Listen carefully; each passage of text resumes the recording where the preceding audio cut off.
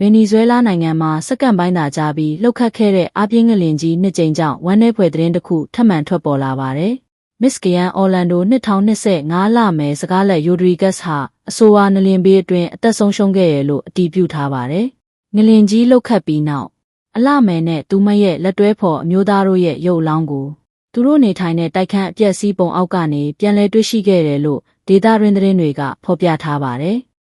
ဒီဖြစ်ရပ်အပေါ် Miss Grand International အဖွဲ့ကလည်းဇူလိုင်လ1 ရက်နေ့မှာဝန်내ကြောင်တရားဝင်ထုတ်ပြန်ခဲ့ပါတယ်။အဖွဲ့ရဲ့ထုတ်ပြန်ချက်မှာ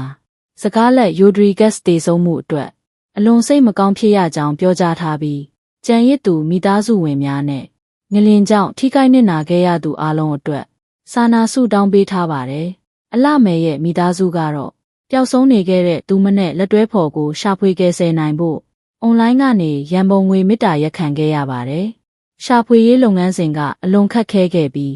ဇွန်လ29 ရက်နေ့မှာမှသူတို့နှစ်ဦးရဲ့ရုပ်လောင်းကိုပြန်လည်တွေ့ရှိနိုင်ခဲ့တာဖြစ်ပါတယ်။လက်ရှိအချိန်အထိဗင်နီဇွဲလားငလျင်ကြောင့်သေဆုံးသူဦးရေဟာ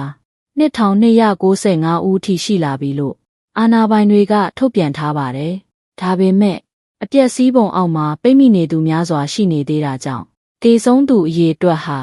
ဒီထက်ပိုမိုမြင့်တက်လာနိုင်တယ်လို့ခန့်မှန်းနေကြပါတယ်။ပျောက်ဆုံးနေသူအရေအတွက်လည်းတောင်းနဲ့ချီရှိနေပြီးကုလသမဂ္ဂကတော့အလောင်းထက်အိတ်1000အထိထောက်ပံ့ပေးဖို့စီစဉ်နေပါတယ်။ဒီသဘာဝဘေးအန္တရာယ်ကြီးဟာထောင်ပေါင်းများစွာသောမိသားစုများကို